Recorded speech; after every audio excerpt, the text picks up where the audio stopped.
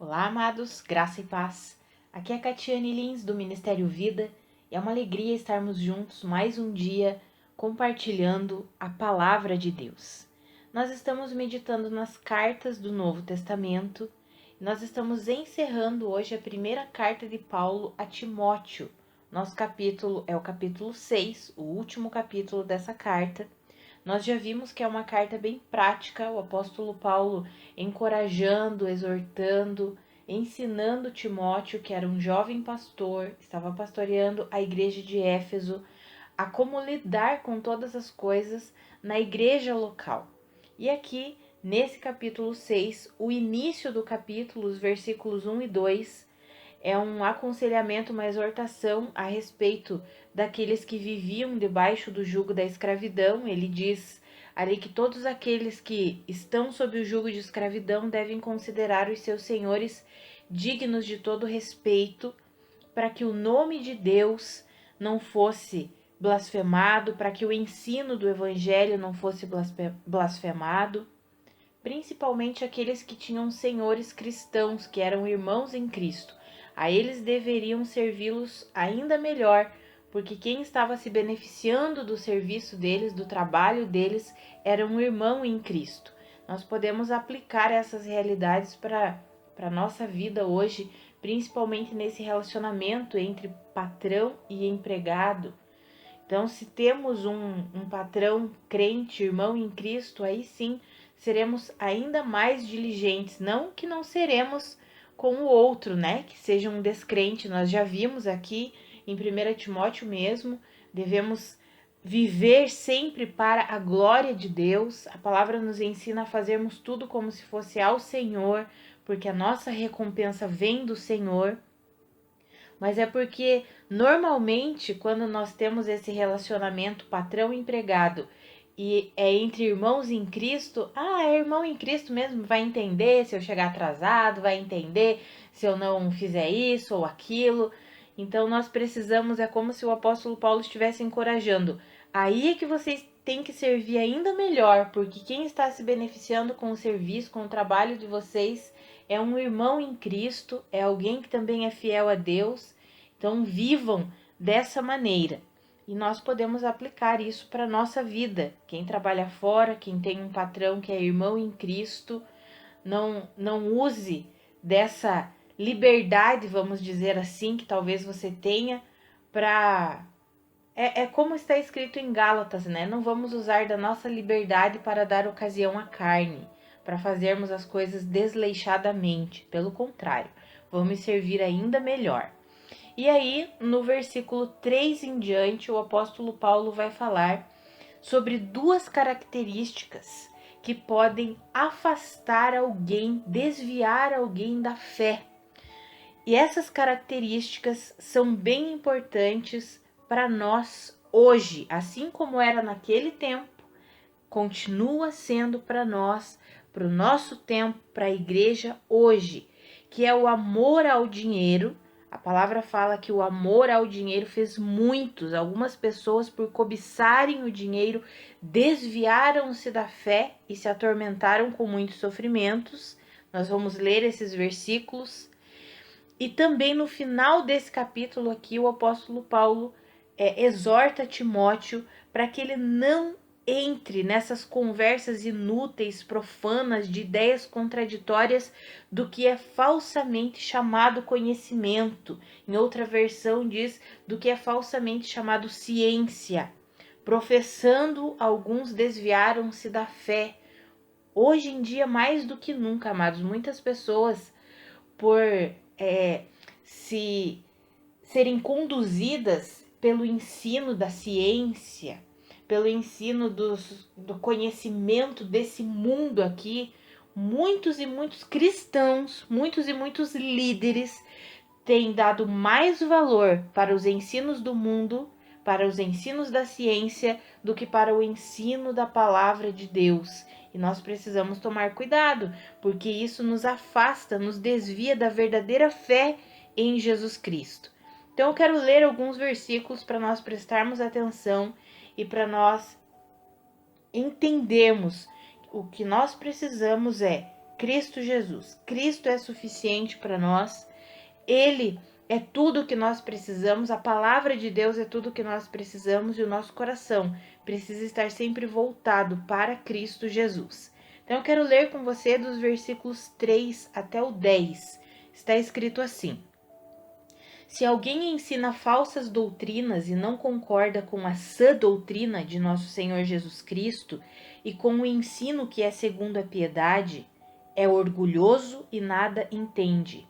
Esse tal mostra um interesse doentio por controvérsias e contendas acerca de palavras, que resultam em inveja, brigas, difamações, suspeitas malignas e atritos constantes entre aqueles que têm a mente corrompida e que são privados da verdade, os quais pensam que a piedade é fonte de lucro. De fato, a piedade com contentamento é grande fonte de lucro, pois nada trouxemos para este mundo e dele nada podemos levar. Por isso, tendo o que comer e com o que vestir-nos, estejamos com isso satisfeitos.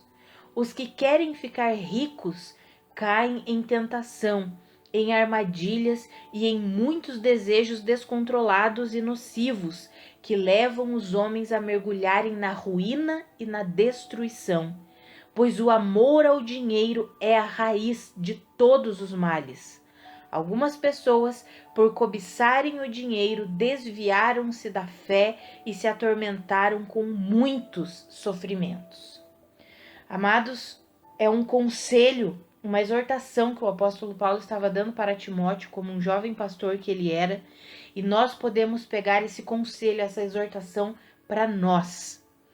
Quando alguém demonstra que quer apenas ficar ali discutindo, quer apenas tem interesses acerca de palavras, ao invés de desejar o genuíno evangelho de Cristo Jesus, só quer ficar discutindo, é mais amante dos discursos do que de viver de fato a vida cristã, ele está falando que essa pessoa é orgulhosa e ela não entende nada.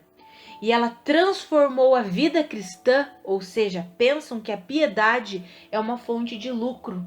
Transformar o evangelho, transformar a vida cristã numa fonte de lucro é tolice, é insensatez, é se desviar da genuína fé em Cristo Jesus.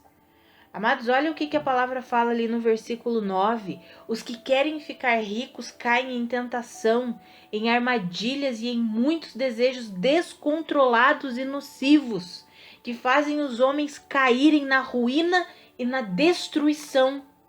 Amados, o problema não é o dinheiro. Eu sempre falo isso. Deus não tem problema nenhum com dinheiro e com riquezas. Ele abençoa mesmo, ele multiplica mesmo, ele prospera mesmo, porque o nosso Deus é um Deus de abundância. Mas a questão aqui é o que está em nosso coração. Se nós queremos ficar ricos a qualquer custo, aqui falando de pessoas que inclusive usam o evangelho, a piedade, uma vida com Deus como fonte de lucro, esse tipo de pessoa vai se desviar da verdadeira fé e a palavra fala que eles vão se atormentar com muitos sofrimentos, porque o amor ao dinheiro é a raiz de todos os males. Que eu e você possamos ficar longe disso, que eu e você possamos manter o nosso coração íntegro e puro diante do Senhor, que nós não transformemos a nossa vida piedosa, o evangelho, a vida com Deus, numa fonte de lucro. Pelo contrário, que nós possamos compreender que o evangelho é fonte de vida, vida sim, vida genuína, vida de Cristo. Infelizmente, muitos e muitos têm transformado o evangelho para benefício próprio aqui nessa terra. Pensam que as suas vidas é somente aqui nessa terra, não compreendem que nós não somos desse mundo. Olha o que o apóstolo Paulo escreveu: se nós tivermos o que comer, com o que vestir, estejamos com isso satisfeitos. Não, é o que eu falei, não que Deus tenha problema com abençoar-nos, pelo contrário, ele nos abençoa mesmo, mas a questão é o que está no nosso coração, o que move o nosso coração. Será que eu prego a palavra? Será que eu ensino a palavra querendo transformar a palavra numa fonte de lucro? Ou será que eu prego por amor? Será que eu prego por entender o chamado que Deus tem para minha vida, o dom que Ele derramou sobre mim? Sobre essas coisas, amados, é que a palavra está nos exortando. Será que nós vivemos a vida cristã com o entendimento de que nós nascemos de novo, que somos amados por Deus e queremos de fato viver para a glória de Deus? Ou simplesmente queremos dinheiro, fama, poder, sucesso aqui nesse mundo? Amados, esse mundo não tem nada de bom para nos oferecer e nós precisamos cada vez mais compreender que nós somos peregrinos, estrangeiros aqui nesse mundo. Nós fomos chamados como representantes de Cristo e nós não vamos nos amoldar a esse mundo aqui e não vamos permitir que o nosso coração mergulhe naquilo que o mundo está mergulhado, no amor ao dinheiro. E agora nós veremos aqui para frente aquilo que a Bíblia chama de falsamente chamado conhecimento, que também faz com que as pessoas se desviem. Ali no versículo final, nos versículos 20 e 21, o apóstolo Paulo fala para Timóteo, está escrito assim: Timóteo, guarde o que foi confiado a você. Evite as conversas inúteis e profanas e as ideias contraditórias do que é falsamente chamado conhecimento, professando alguns desviaram-se da fé. A graça seja com vocês. Amados, muitos e muitos erram o alvo, começam a se desviar da genuína fé em Cristo Jesus por darem mais valor aos conceitos e ao entendimento que o mundo tem, aquilo que o mundo chama de conhecimento, do que aquilo que a Bíblia nos ensina. Hoje em dia, mais do que nunca, os ensinos filosóficos, psicológicos, é ciência, é a ciência que diz isso, é o conhecimento que diz isso.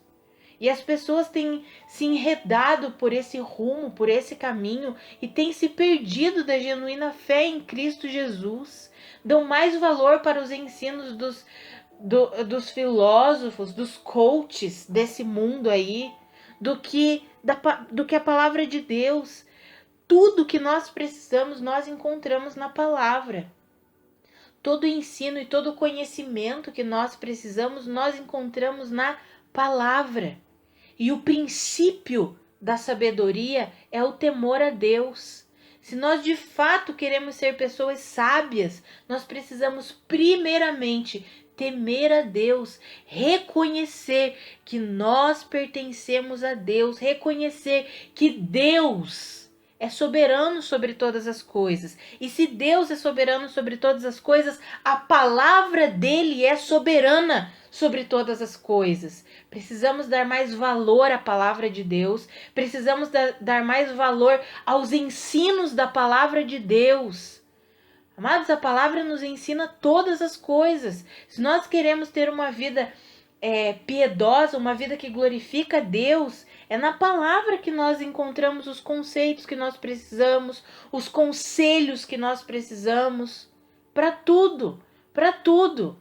Hoje em dia as pessoas dizem, para você não ficar ansioso, você pode fazer tal coisa. Tem 1 milhão de técnicas para as pessoas não ficarem ansiosas. Mas a Bíblia já nos ensina, entrega todos os cuidados, lança todas as suas ansiedades a Deus, a Cristo Jesus, porque Ele tem cuidado de vocês. Ou seja, como que nós vencemos a ansiedade? Confiando em Deus. E como que nós confiamos em Deus? Como que a nossa fé, a nossa confiança em Deus é aperfeiçoada? Ouvindo a palavra de Deus, porque a fé vem por ouvir e ouvir a mensagem de Cristo. Mas as pessoas não querem mais se relacionar com a palavra. A Bíblia começou a deixar de ser interessante há muito tempo para algumas pessoas. Cristãs, que se dizem cristãs. Muitas pessoas dizem, eu já li a Bíblia inteira, de capa a capa, 3, 4, 5 vezes, eu já sei tudo. Amados, a palavra de Deus é viva, é poderosa, é eficaz, ela se renova dia após dia, após dia, após dia. É na palavra que nós somos vivificados, é na palavra que nós somos curados, é na palavra que nós somos libertos, é pela palavra que nós recebemos vida. Jesus disse: as minhas palavras são espírito e vida. Nós precisamos compreender que tudo o que nós precisamos nós encontramos na palavra e nós já temos dentro de nós, porque o Espírito Santo habita em nós. O Espírito de Deus, amado, você já pensou nisso? O Espírito de Deus habita em mim e habita em você.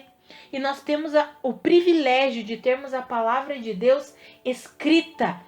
E nessa palavra nós encontramos tudo o que precisamos. E tendo o Espírito Santo habitando em nós, ele nos conduz, nos guia em toda essa palavra, em toda essa verdade, para que nós possamos ser o quê? Alimentados pela palavra de Deus, vivificados pela palavra de Deus. Então o Senhor, para encerrar aqui, o Senhor tem um conselho, um mandamento para nós. Assim como o apóstolo Paulo escreveu para Timóteo, é o que Deus quer falar para nós. Está ali nos versículos 11 e 12. Você, porém, homem de Deus, fuja de tudo isso. Fuja do amor ao dinheiro. Fuja desse conhecimento que o mundo tem. Fuja de tudo isso.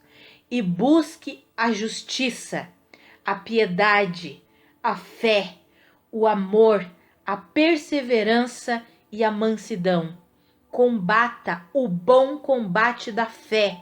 Tome posse da vida eterna para a qual você foi chamado e fez a boa confissão na presença de muitas testemunhas.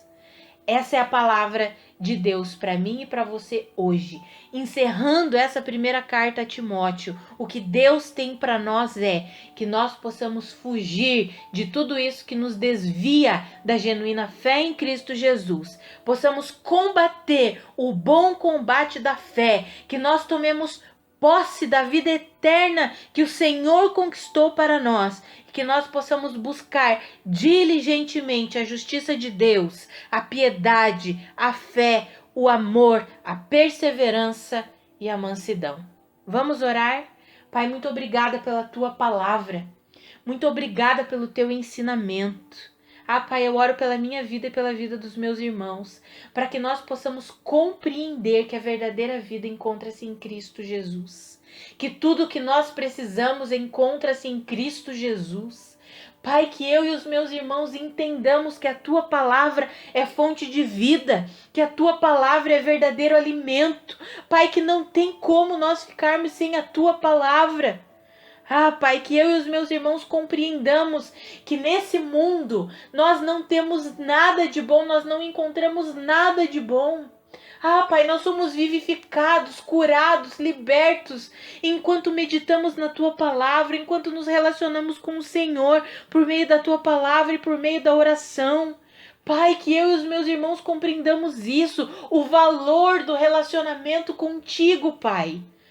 Senhor, eu oro para que os meus irmãos não se desviem da genuína fé. Pai, que eles não sejam iludidos pelo amor ao dinheiro, que eles não sejam enganados pela ciência, mas que eles compreendam que a nossa vida encontra-se em Cristo Jesus, que Cristo é suficiente para nós, que a tua palavra é suficiente para nós. Senhor, eu oro para que os olhos do entendimento sejam iluminados. Senhor, que o coração, os olhos do coração dos meus irmãos sejam iluminados e eles compreendam, Senhor, o seu poder, eles compreendam a intensidade, Senhor, do teu poder em nós. O Senhor habita em nós, que eles compreendam que o teu poder é o mesmo poder que ressuscitou a Cristo dentre os mortos.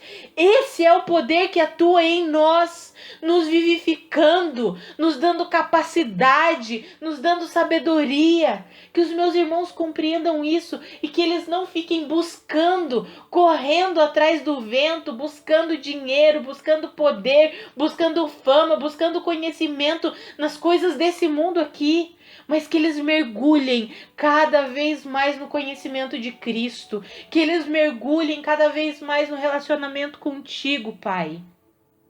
Em nome de Jesus, em nome de Jesus. Amados, que a graça e a paz de Cristo sejam multiplicadas sobre a sua vida. Um grande abraço e até amanhã.